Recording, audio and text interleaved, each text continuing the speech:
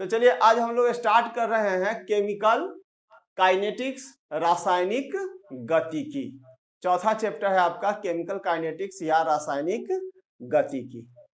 अब इसमें हम लोग को पढ़ना क्या है, इस पर हम लोग विचार करें कि रासायनिक गतिकी का मतलब क्या हुआ।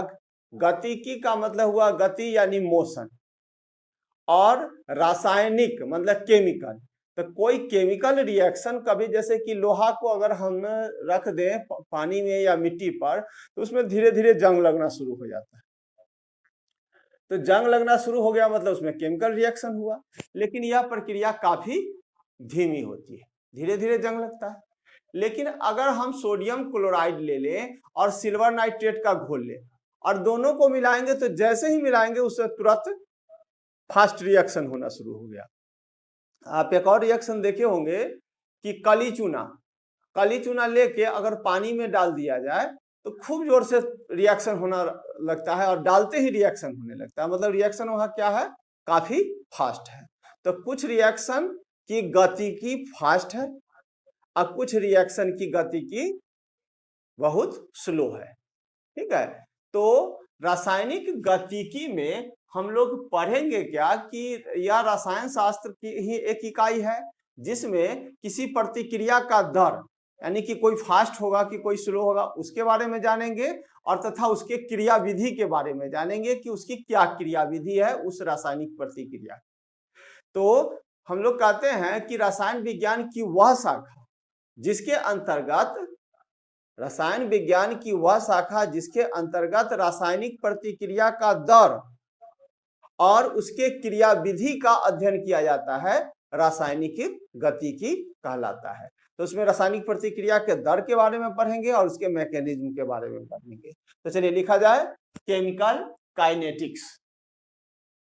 रसायन विज्ञान की वह शाखा, रसायन विज्ञान की वह शाखा जिसके अंतर्गत किसी रासायनिक प्रतिक्रिया का दर, किसी रासायनिक प्रतिक्रिया का दर एवं उसके क्रिया विधि का, रासायनिक प्रतिक्रिया का दर एवं उसके क्रिया विधि का अध्ययन किया जाता है, रासायनिक गतिकी कहलाता है। रासायनिक गतिकी कहलाता है। ठीक है। तो ये था आपका रासायनिक गतिकी, केमिकल। रसायन विज्ञान की वह शाखा जिसके अंतर्गत प्रतिक्रिया का दर एवं उसके गतिकी का अध्ययन किया जाता है, रासायनिक गतिकी कहलाता है। केमिकल काइनेटिक्स कहलाता है या रासायनिक गतिकी कहलाता है। तो दो बात इसमें हम लोग देखें कि प्रतिक्रिया के दर का अध्ययन किया जाएगा और इसके मैकेनिज्म का अध्ययन किया जाएगा। ठीक है। तो केमिकल काइनेटिक्स में हम लोगों को पढ़ना है रेट ऑफ रिएक्शन, प्रतिक्रिया का दर। ठीक है।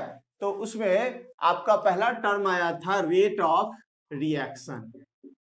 अक्सर पूछा जाता है इस पर नोट आपसे, रेट ऑफ रिएक्शन, प्रतिक्रिया का दर, प्रतिक्रिया का दर। हेडिंग बनाओ, रेट ऑफ रिएक्शन। अब रेट ऑफ रिएक्शन जो होगा, तो जैसे कि मान लिया कि आप कोई रिएक्शन कराने चले, तो हम लिए ए और बी यहां पर रिएक्टेंट और सी और डी प्रोडक्ट बना। कोई प्रतिकारक जैसे ए और बी हम लिए, तो प्रतिक्रिया जब प्रारंभ होगा तो क्या बनेगा, सी और डी प्रतिफल बनेगा। इसके एलएचएस वाला को हम लोग क्या कहते हैं, प्रतिकारक, और आरएचएस वाला को क्या कहते हैं, प्रतिफल कहते हैं। तो प्रतिकारक क्या चीज में बदला, प्रतिफल में बदला। अब आप हमको बताइए कि जब हम कोई रिएक्टेंट लेंगे तो रिएक्टेंट की मात्रा धीरे धीरे क्या होगा, कमेगा, घटेगा, और ये क्या हो जाएगा, बढ़ेगा। तो रिएक्टेंट घटेगा और प्रोडक्ट बढ़ेगा। तो इसको कहेंगे decrease in concentration of reactant, माने प्रतिकारक के सांद्रण में कमी। और सांद्रण को आप लोग फर्स्ट ईयर अगर पढ़े होंगे तो उसमें हमको ऐसे हम लोग देखे थे, जैसे ए लिखे और उसको बड़ी कोष्टक से लिख दिए, तो इसको कहेंगे मोलर सांद्रण। और इसको पढ़ेंगे कैसे, कंसंट्रेशन ऑफ ए का सांद्रण। तो इसको पढ़ेंगे बी का सांद्रण, कंसंट्रेशन ऑफ बी। ए का मोलर सांद्रण हिंदी में बोलेंगे, और बी का मोलर सांद्रण, सी का मोलर सांद्रण और डी का मोलर सांद्रण। आगे हम लोग को इसका उपयोग होगा। तो पहले हम लोग यह जानना चाहें कि ए और बी रिएक्टेंट है और सी और डी प्रोडक्ट है, तो इससे जरूर सहमत हो गए होंगे कि ए और बी की मात्रा घटेगी और सी और डी की मात्रा बढ़ेगी। तो मात्रा को हम लोग किस रूप में लिए, कंसंट्रेशन के टर्म में। तो हम लोग कहेंगे कि ए और बी का सांद्रण घटेगा और सी और डी का सांद्रण बढ़ेगा। तो ए और बी यहां पर हमारा था प्रतिकारक और सी और डी क्या था, प्रतिफल।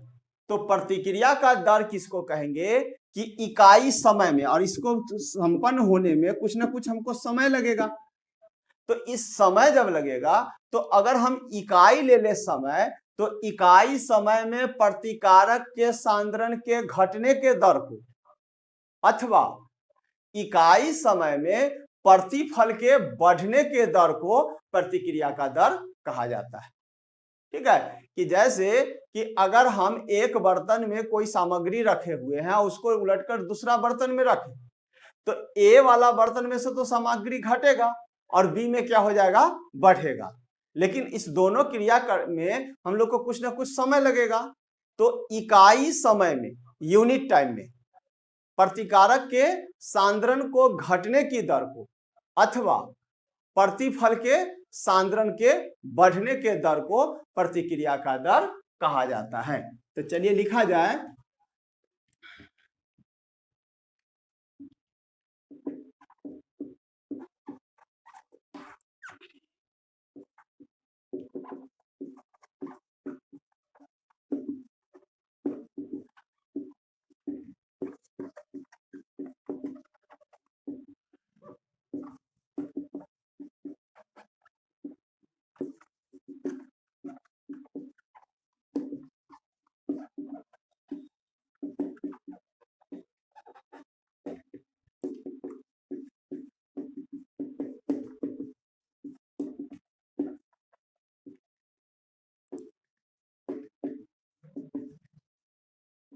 चलिए लिखिए, तो इकाई समय में प्रतिकारक के, इकाई समय में प्रतिकारक के सांद्रण को, प्रतिकारक के सांद्रण को घटने के दर को, प्रतिकारक के सांद्रण को घटने के दर को अथवा प्रतिफल के सांद्रण को, प्रतिफल के सांद्रण को बढ़ने के दर को प्रतिक्रिया का दर कहा जाता है। इसको नीचे लिखना, if reactant is R, reactant के लिए आर ले लिए, तथा यदि प्रतिकारक आर हो, यदि प्रतिकारक आर हो तथा प्रतिफल पी हो, यदि प्रतिकारक आर हो तथा प्रतिफल P पी हो, आर कन्वर्ट हो गया क्या चीज में, पी में। तो अब बताइए कि हम लोग दर निकालने के लिए हम लोग क्या करेंगे, उसको समय से भाग देंगे। तो कहता है कि रिएक्टेंट आर था और प्रोडक्ट पी था।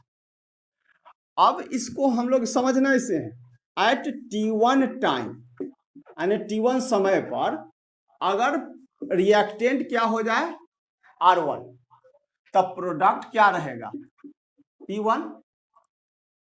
अब फिर अगर एट T2 कुछ समय और बीत जाए तो क्या होगा, रिएक्टेंट तो चेंज होगा, तो R1 से क्या हुआ R2, तो ई प्रोडक्ट क्या हो जाएगा P1 से P2।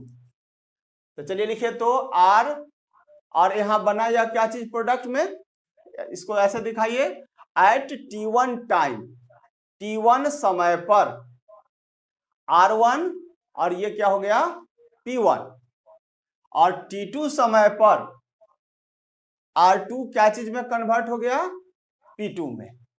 ठीक है, तो हम लोग अब यहां पर लिख सकते हैं डेल्टा आर। डेल्टा आर का मतलब यहां क्या हुआ कि प्रतिकारक के सांद्रण में कमी। तो प्रतिकारक के सांद्रण में परिवर्तन कितना होगा रे, R2 माइनस R1। ठीक है, और डेल्टा P क्या हो जाएगा P2 माइनस P1। तो डेल्टा T क्या हो जाएगा T2 माइनस T1। माने हम कोई रिएक्शन प्रारंभ कराए तो वह रिएक्टेंट था R1 और प्रोडक्ट था P1, किस टाइम पर, तो T1 पर। अब कुछ देर बदला तो T1 से वह क्या हो गया T2, T1 से क्या हो गया T2 हो गया। तो T1 से T2 में कन्वर्ट हुआ तो प्रोडक्ट क्या हो जाएगा P1 से P2 में। तो चलिए इसको बनाते चलिएगा।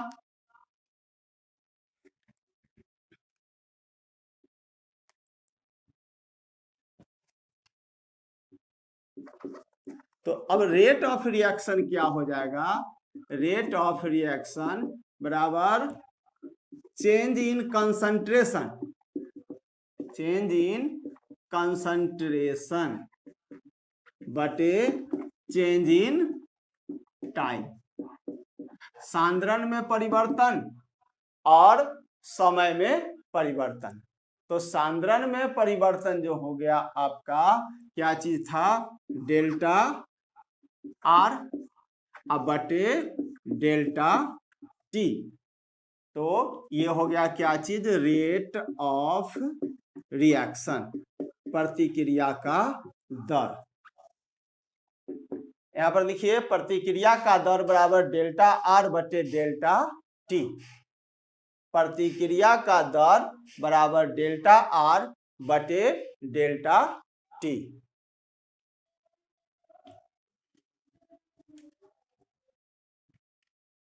प्रतिक्रिया का दर बराबर डेल्टा आर बटे डेल्टा टी। अब यहां पर आपको असली बात अब समझने वाला है कि रिएक्टेंट तो घट रहा था, अब प्रोडक्ट क्या हो रहा था, बढ़ रहा था। तो जो घट रहा था उसके लिए हम साइन क्या चीज लगाएंगे, माइनस का, मतलब वो घट रहा था। अब प्रोडक्ट बढ़ रहा था इसलिए उसका साइन क्या हो जाएगा, प्लस होगा। तो रिएक्टेंट के लिए हम लोग आर लिए थे, तो रेट ऑफ रिएक्शन माने प्रतिक्रिया का दर बराबर माइनस डेल्टा आर बटे डेल्टा टी। क्यों, क्योंकि यहां कंसंट्रेशन घट रहा है, कंसंट्रेशन डिक्रीजेज, यहां लिखो सांद्रण घट रहा है। यही अगर रेट ऑफ रिएक्शन लिखे प्रोडक्ट के लिए तो रेट ऑफ रिएक्शन बराबर, अब माइनस के जगह क्या होगा प्लस, प्रोडक्ट तो बढ़ रहा है इसलिए प्लस देंगे, तो delta P by delta T. तो यहां पर क्या लिखेंगे, कंसंट्रेशन इंक्रीजेज, सांद्रण का मान क्या हो रहा है, बढ़ रहा है, इसलिए प्लस साइन दिए। और सांद्रण का मान घट रहा है, इसलिए क्या दिए, माइनस साइन दिए। अब इसको हम लोग डिफिनीशन में लिखे थे, यहां से आपको क्लियर हो जाएगा कि इकाई समय में प्रतिकारक के सांद्रण को घटने के दर को अथवा इकाई समय में प्रतिफल के सांद्रण को बढ़ने के दर को प्रतिक्रिया का दर कहा जाता है। तो दोनों बात इसमें हो गया कि कंसंट्रेशन बढ़ेगा भी, कंसंट्रेशन घटेगा। तो कंसंट्रेशन बढ़ेगा किसका, प्रोडक्ट का, और कंसंट्रेशन घटेगा किसका, रिएक्टेंट का। तो इकाई समय में प्रतिकारक के सांद्रण के घटने के दर को या इकाई समय में प्रतिफल के सांद्रण के बढ़ने के दर को प्रतिक्रिया का दर कहा जाता है। अब इसको हम लोग ग्राफिकल रिप्रेजेंटेशन, ग्राफ द्वारा इसको बताना होता है।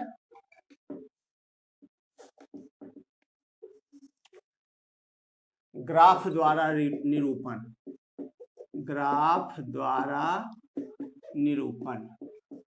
चलिए अब इसको आप समझ के बनाइएगा तो बिल्कुल इजी है कि हम एक एक्सिस पर लिए समय, ठीक है, और दूसरका पर लिए कंसंट्रेशन।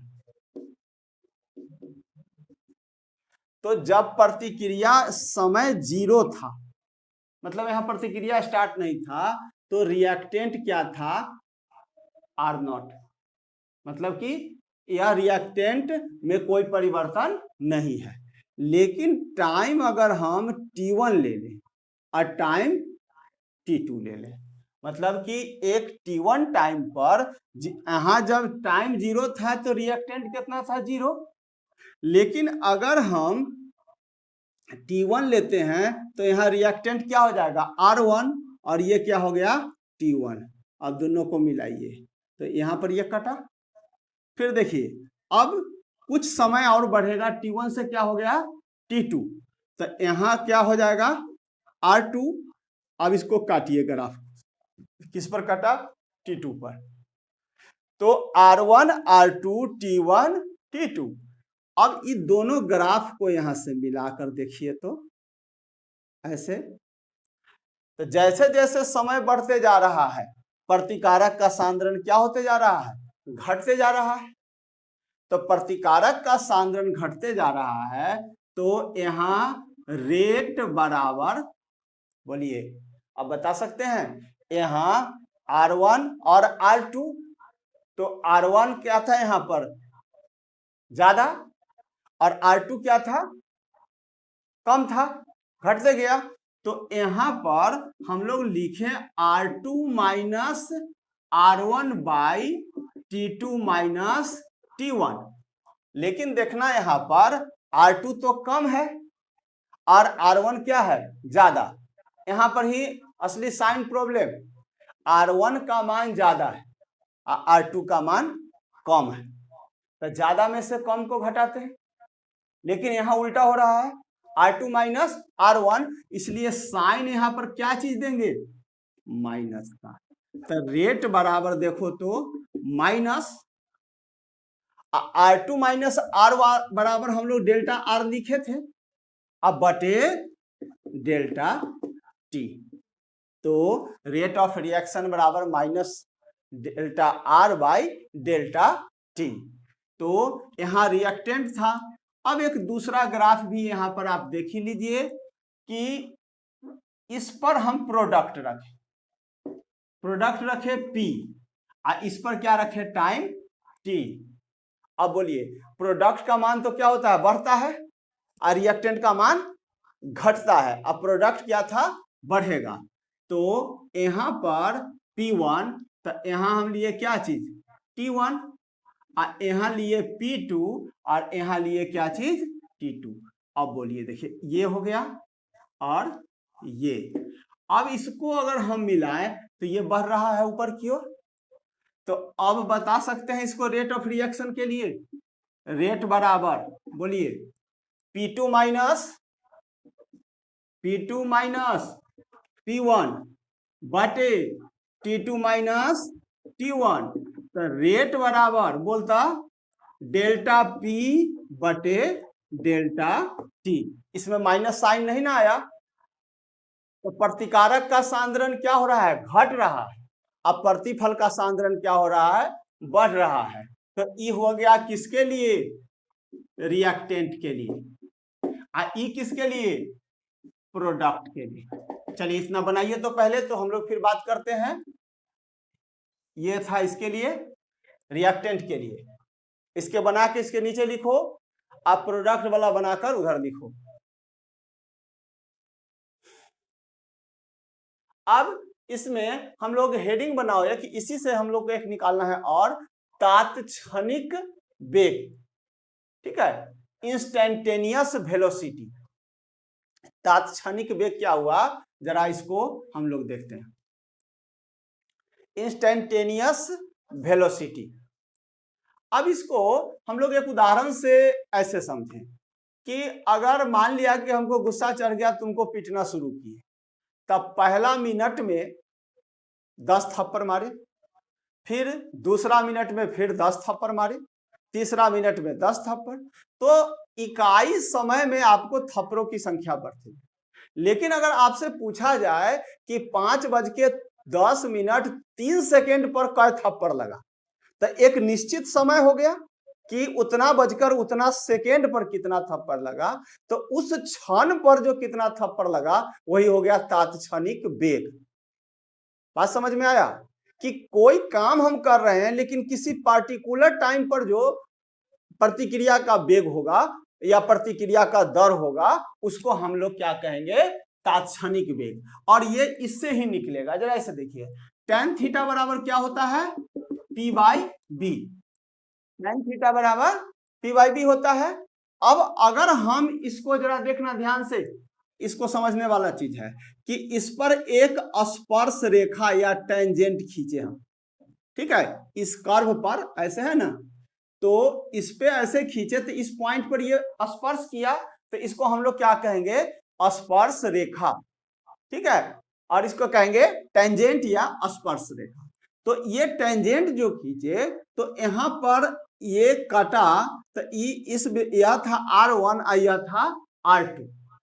लेकिन अगर मानकर चलो कि ऐसे ये था हमारा ट्रायंगल, यहां पर ये ट्रायंगल दिखाई पड़ रहा है ना, तो ये ट्रायंगल जो दिखाई पड़ रहा है, तो ये P है और B, तब P/B। अब इस ट्रायंगल को थोड़ा और छोटा कर दीजिए, तो ये P/B होगा, और इस ट्रायंगल को और छोटा कर दी, तो एक छोटा छोटा होते होते इस पॉइंट पर ही टेंजेंट के बिंदु पर आ जाएगा।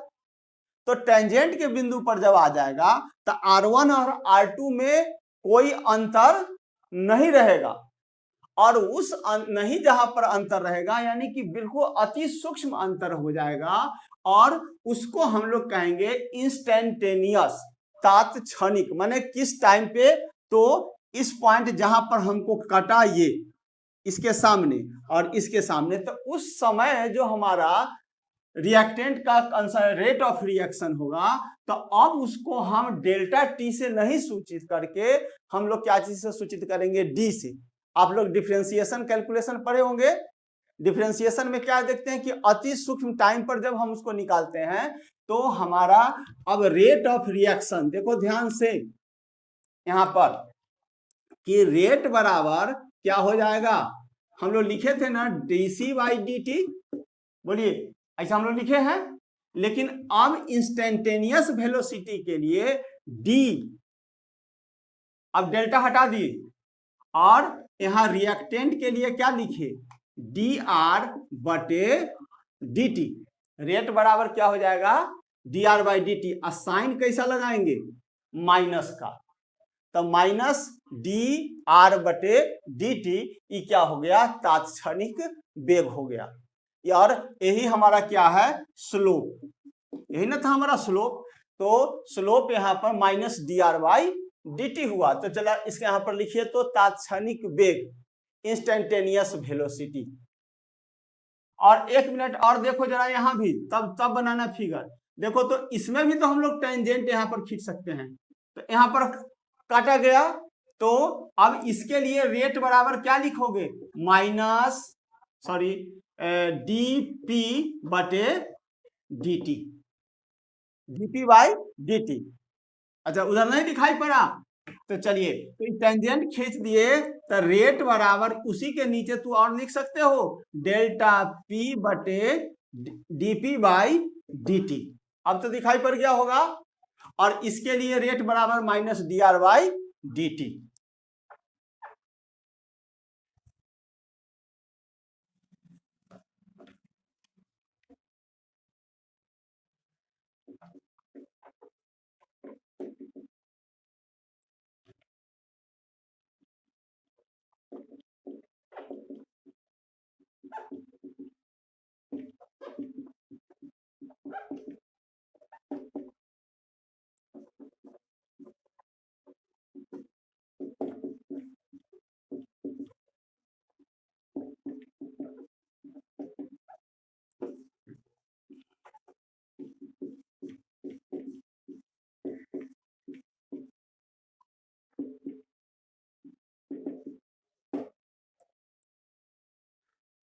चलिए लिखिए, तो किसी निश्चित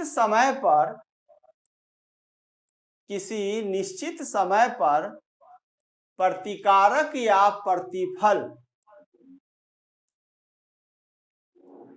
प्रतिकारक या प्रतिफल के प्रतिक्रिया के दर को प्रतिकारक या प्रतिफल के प्रतिक्रिया के दर को तात्क्षणिक वेग कहा जाता है। तात्क्षणिक वेग कहा जाता है। अतः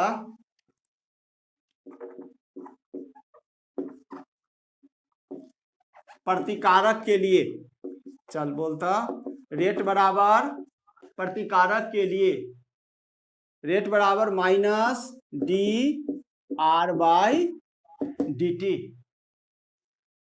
डेल्टा यहां पर अब नहीं होगा तात्क्षणिक के लिए।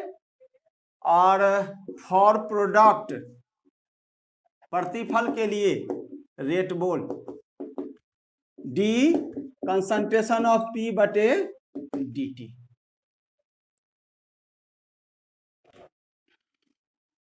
तो यह था प्रतिकारक का तात्क्षणिक वेग और प्रतिफल का तात्क्षणिक वेग।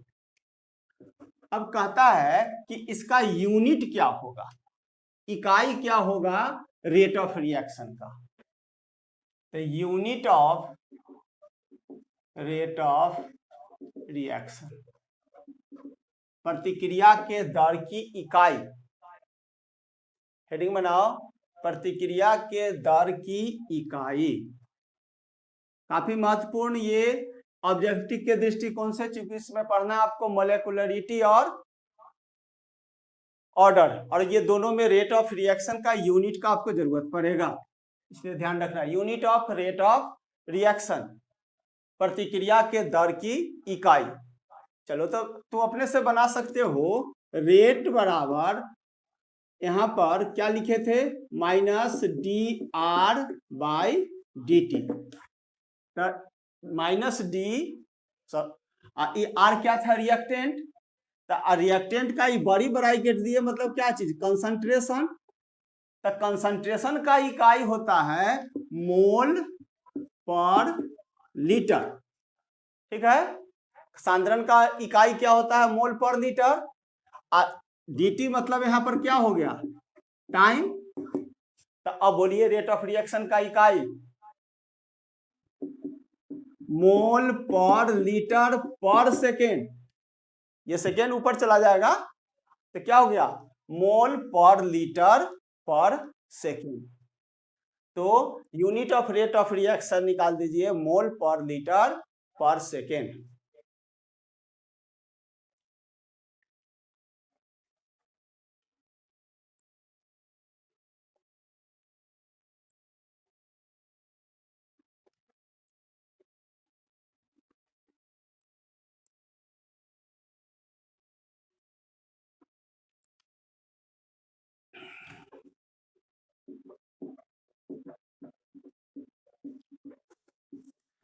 चलिए अब आगे हम लोग देखें कि आपसे परीक्षा में पूछा जाता है कि कोई रिएक्शन दिया हुआ रहेगा, कहेगा कि इसका रेट ऑफ रिएक्शन आप निकालिए, बताइए ये इसका रेट ऑफ रिएक्शन लिखिए। तो हम लोग एक एग्जाम्पल से लिखे रेट ऑफ रिएक्शन, जैसे Hg प्लस Cl2, क्या हो गया HgCl2। अब कहेगा कि इसका रेट ऑफ रिएक्शन लिखिए, काफी महत्वपूर्ण, एकदम ध्यान से, तनको न दिक्कत हो तो पूछना, ठीक है। कि Hg प्लस Cl2 HgCl2 हुआ, इसको रिएक्शन में Hg और Cl2 क्या है रिएक्टेंट, और HgCl2 क्या है प्रोडक्ट हुआ, प्रोडक्ट हो गया, और इधर वाला क्या है रिएक्टेंट। अब बताइए तो अगर हम रिएक्टेंट 1 किलो खर्चा करें तो प्रोडक्ट भी कितना होगा 1 किलो। रिएक्टेंट जितना खर्चा होगा प्रोडक्ट उतना ही बनेगा, मतलब दोनों की मात्रा हमेशा क्या होगा बराबर होगा, ये बात ध्यान रखना है। रिएक्टेंट की मात्रा और प्रोडक्ट की मात्रा हमेशा क्या होगा बराबर होगा। तो जितना मात्रा में Hg और Cl2 खर्चा होगा उतना ही मात्रा में HgCl2 क्या होगा बनेगा। अब इस रिएक्शन का हम लोग क्या कहें रेट ऑफ रिएक्शन हम लोग को लिखना है। तो अब तुम अपना दिमाग से बताना Hg और Cl2 तो घटेगा, तो इसके लिए हम लोग कैसा साइन लगाएंगे माइनस का। तो बोलिए ऐसे देखना, इधर रिएक्टेंट है और रिएक्टेंट, तो रिएक्टेंट के जगह पर क्या रखोगे Hg, रिएक्टेंट के जगह पर क्या रखेंगे Cl2। अब ध्यान से देखना, एक पहले हम बताते हैं तब ऐसा कोई भी एग्जांपल तू बना दोगे। तो माइनस डी, ठीक है कंसंट्रेशन के लिए, तो Hg का कंसंट्रेशन अब बटे dt, ये Hg का कंसंट्रेशन घट रहा है, तो जितना मात्रा Hg का घटेगा उतना ही मात्रा, चूंकि इसका भी 1 मोल इसका भी 1 मोल और इसका भी 1 मोल बन रहा है, तो 1 मोल E खपत होगा तो 1 मोल Cl2 भी खपत होगा। तो इसलिए अब बोलो तो देखो यहाँ बराबर का चिन्ह दिए हैं, तो जितना E खपत हुआ उतना ही यह खपत होगा। अब बोलो minus D concentration of Cl2 बटे dt, ठीक है बराबर। अब बोलिए इधर तो प्रोडक्ट है प्लस, ठीक है, अब बोलना डी कंसंट्रेशन ऑफ HgCl2 अब बटे dt, यही हो गया रेट ऑफ रिएक्शन इस रिएक्शन के लिए। चलिए लिखिए, तो आगे हम लोग बनाते हैं एक और दो तब आप उसको बनवाएंगे। Rate of reaction example 1,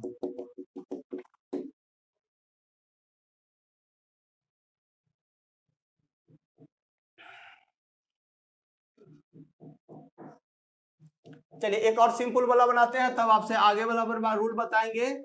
Sn plus Cl2 SnCl2 जरूर अब आप बना लीजिएगा। इसका रेट ऑफ रिएक्शन क्वेश्चन है राइट रेट ऑफ रिएक्शन, प्रतिक्रिया का दर लिखे।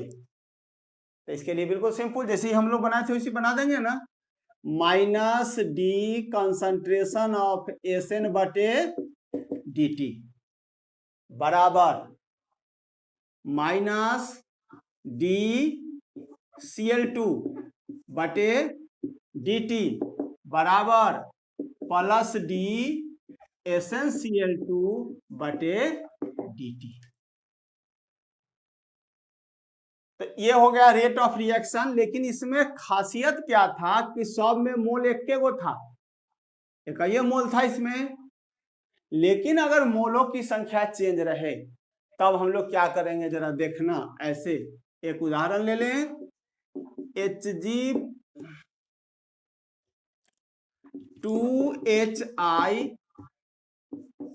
H2 plus I2, 2HI H2 plus I2 मतलब हाइड्रोजन आयोडाइड जो है, हाइड्रोजन आयोडाइड ये टूट रहा है, तो इसका 2 मोल मिलके कै मोल बना रहा है, 1 मोल H2 और 1 मोल I2। देखो ध्यान से, इसको बात समझ आएगा तो लिखा जाएगा। 2 मोल HI है तो 1 मोल H2 और 1 मोल I2 बना। तो अब बताइए कि इसके दर को बराबर करने, तो इसके लिए हम लोग क्या करेंगे, इसकी मात्रा को कम करेंगे तब ना इसके बराबर होगा, तो 1/2 हो जाएगा। तो इसके लिए एगो रूल बना लो, और उस रूल को अगर बना लोगे तो कोई रिएक्शन तो बना दोगे। इसको हम लोग कहेंगे, ये जो हो गया कोफिशिएंट, इसको हम लोग क्या कहेंगे, कोफिशिएंट। ठीक है, तो ये कोफिशिएंट इसमें कितना हुआ, 2, इसका कोफिशिएंट 1 और इसका भी कोफिशिएंट कितना है, 1 है। तो हमेशा क्या करना कि 1/2, पहले हम इसको लिख रहे हैं तब रूल बना देते हैं, 1/2 डी कंसंट्रेशन ऑफ HI बटे DT बराबर, अब बोलो इधर वाला,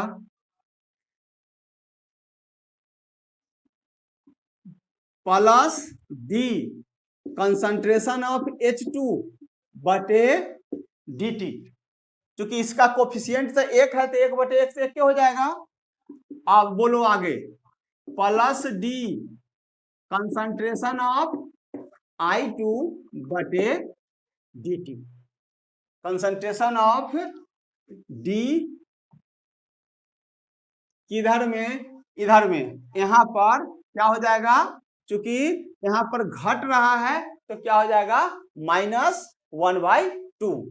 ठीक है, अब एक रूल बना देते हैं, तो देखो तो कोई भी रिएक्शन को तू लिख दोगे, ए का A मोल, बी का B मोल, बनाया C का C मोल और D का D मोल, ये वो कॉमन रिएक्शन हो गया।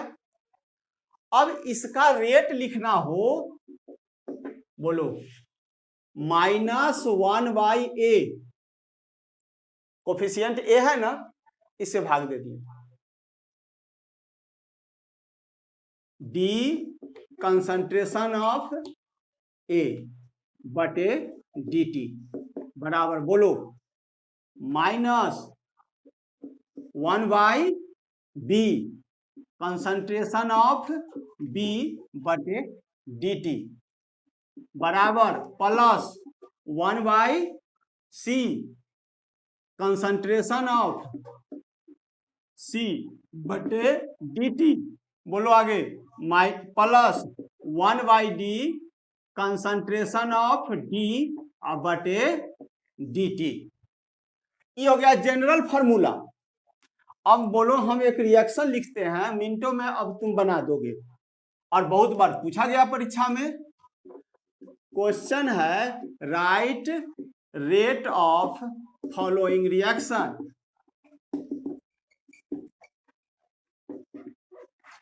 N2 + 3H2 2NH3, बोलो तो बन सकता है ना।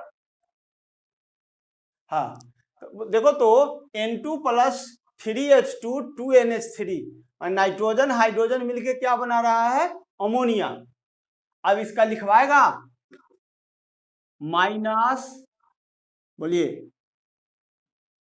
डी कंसंट्रेशन ऑफ N2 बटे DT बराबर -1/3 कंसंट्रेशन ऑफ H2 बटे DT, बोला गे, प्लस 1/2 NH3 कंसंट्रेशन बटे DT, यही हो गया रेट ऑफ रिएक्शन।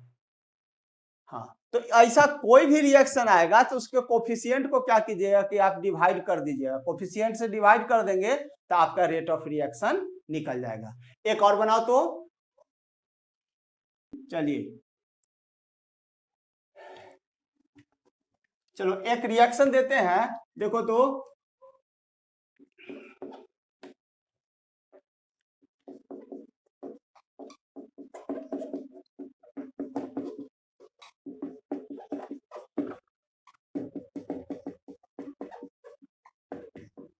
देखो तो बड़ा सा रिएक्शन दिखाई पड़ रहा है, लेकिन बन जाना चाहिए बिल्कुल सिंपल।